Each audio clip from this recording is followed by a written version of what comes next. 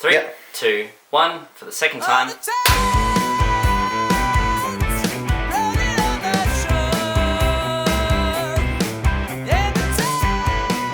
So Materia is the smallest possible atom or thing that makes up a social interaction. Materia is an inland sea the size of Great Britain, located between the Caucasus Mountains in the west and the Pontic Steppe in the east.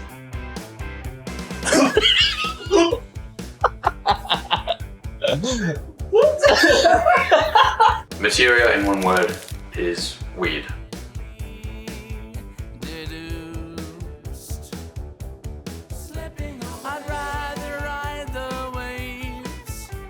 The way that Materia formed was very incidental, and we kind of became a band by accident. In a manner not so dissimilar to the Big Bang, Materia just kind of came out of nowhere.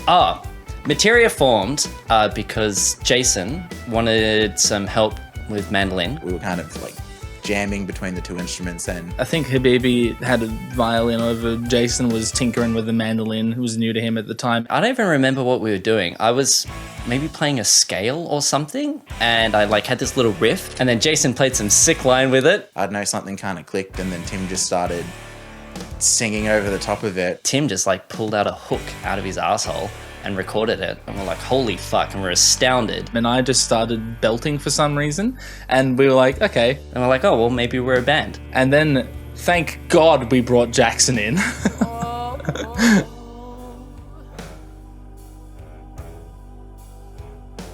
Explain the band. Explain. This is a bit of a experimental sound. We got a few things going on. Basically, Materia is electric violin, electric mandolin, Jackson, and vocals. Yeah, see. Electric Jackson? Electric Jackson. No, I am the instrument.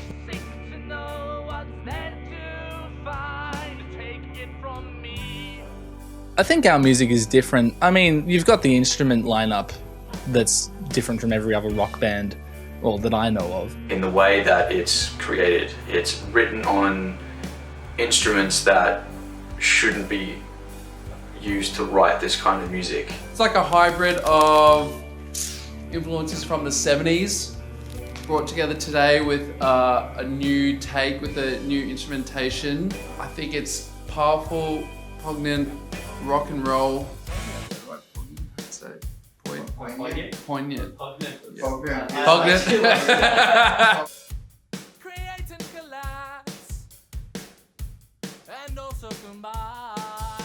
Okay, so we've got Jackson and we've got Jason, and some might say that they are the identical, same person. But in reality, Jason and me are the same person. So therefore, we make up a half-haired, half-bearded man, and then we've got one bald bearded man, and therefore, we're not overdoing a used old format.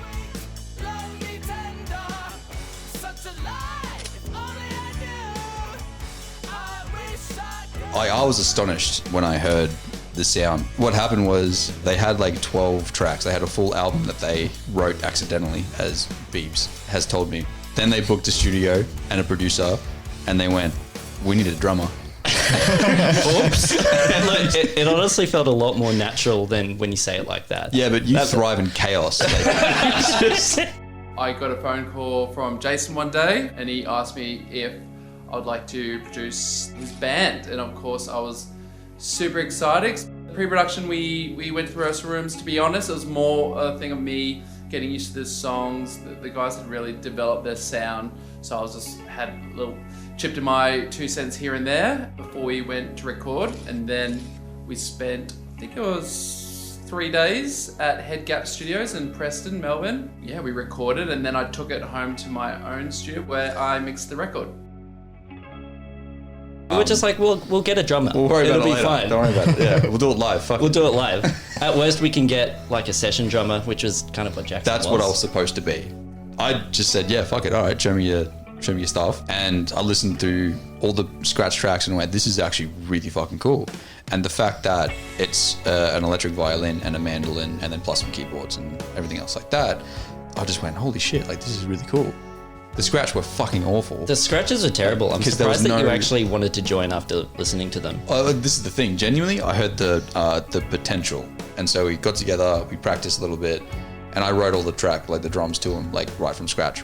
After a while, this is actually really cool. Like it doesn't just sound like it could be something. This is starting to turn into an actual product. We're in the studio in March. So we had our first rehearsal, I think, the week before Christmas. Something like that, yeah. And at that point, we had no drum tracks. And then 3 months later, we had the album. That's so good. Such a fast crazy. turnaround.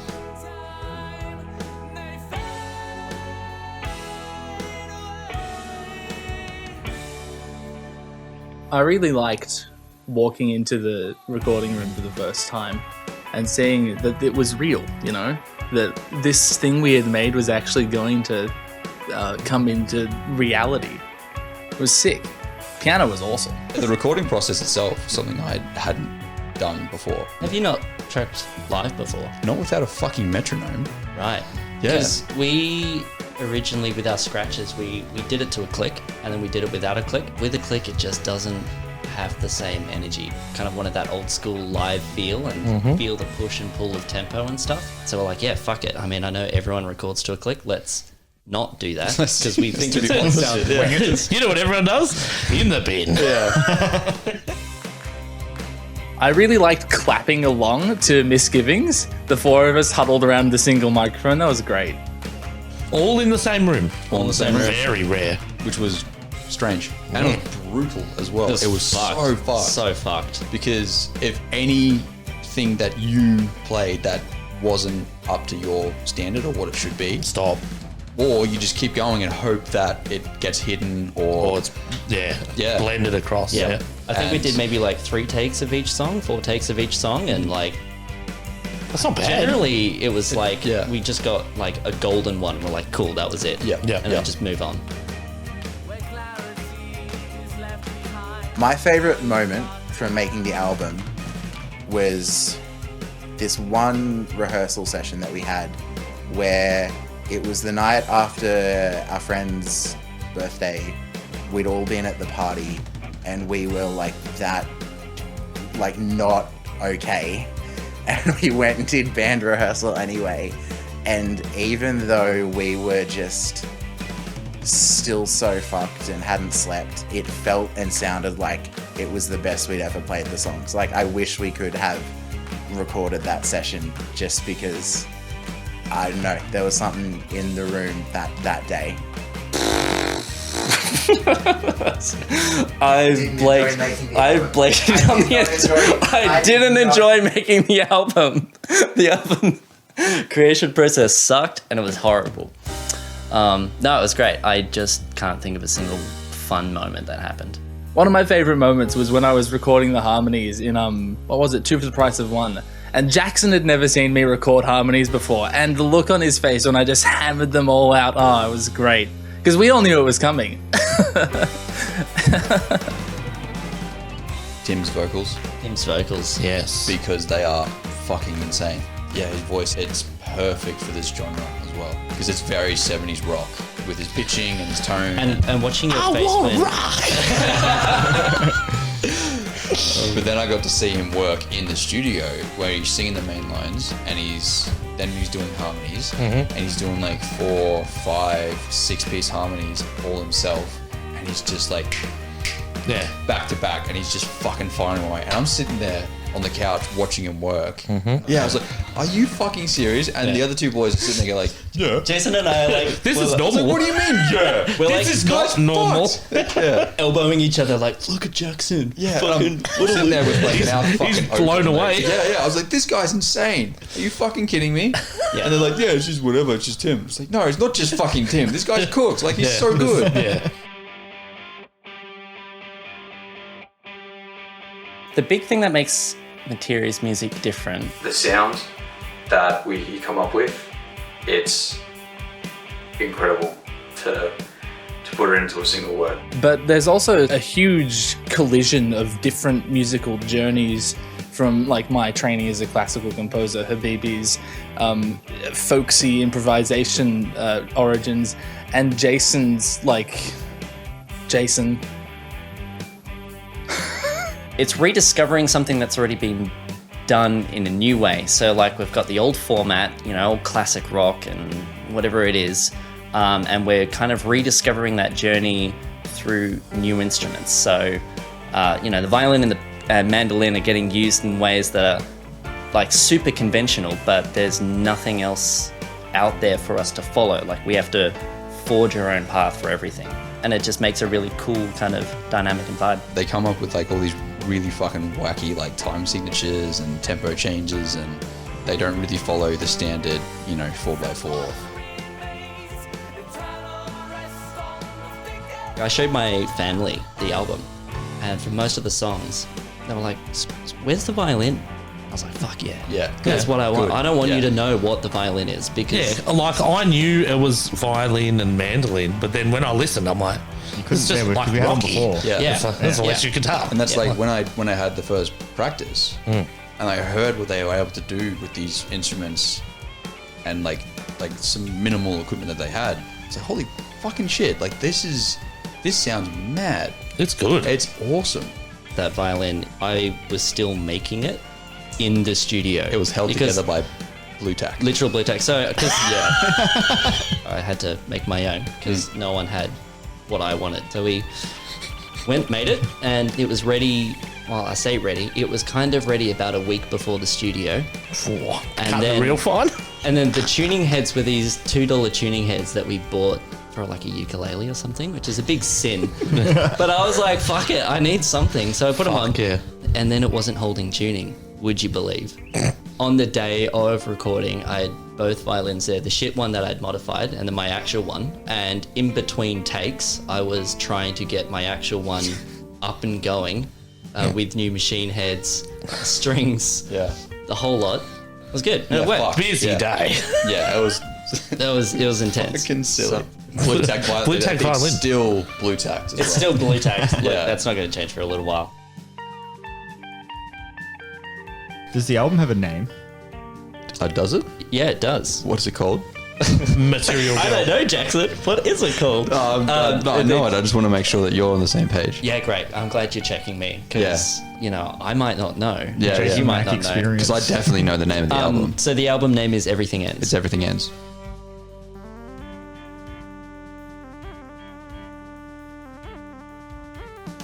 My favorite song on the album would have to be Artifacts. Ooh.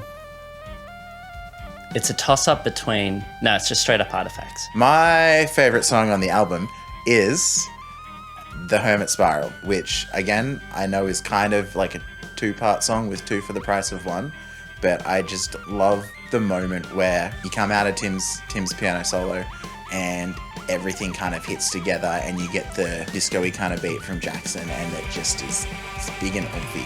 And after the meandering from the rest of it, it just feels really...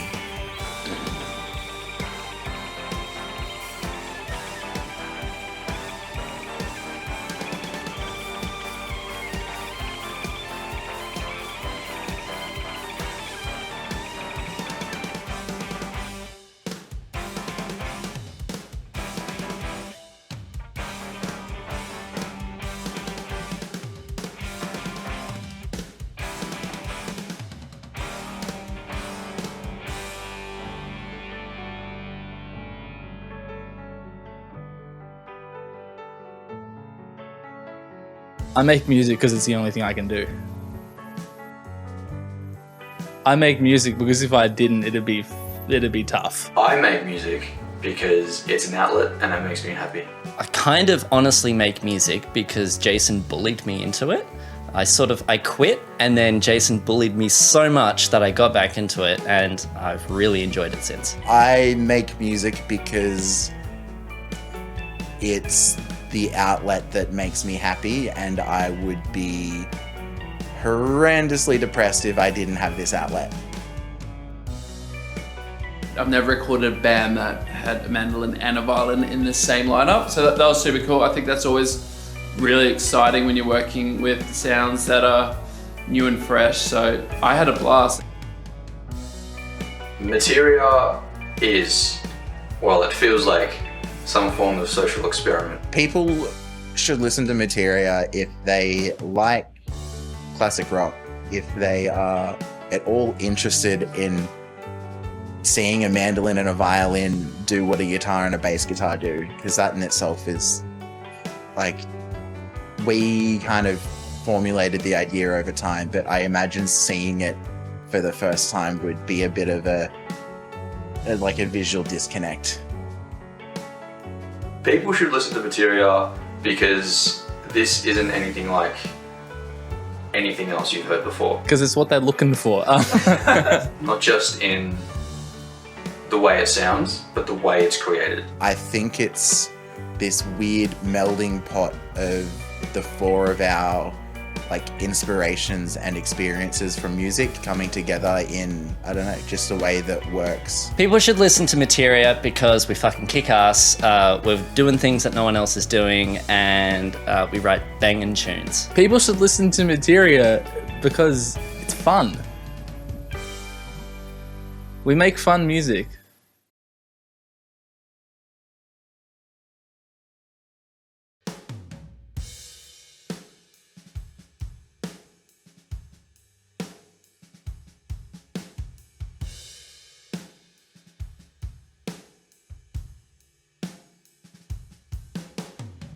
I'm glad we get to do this. It's awesome.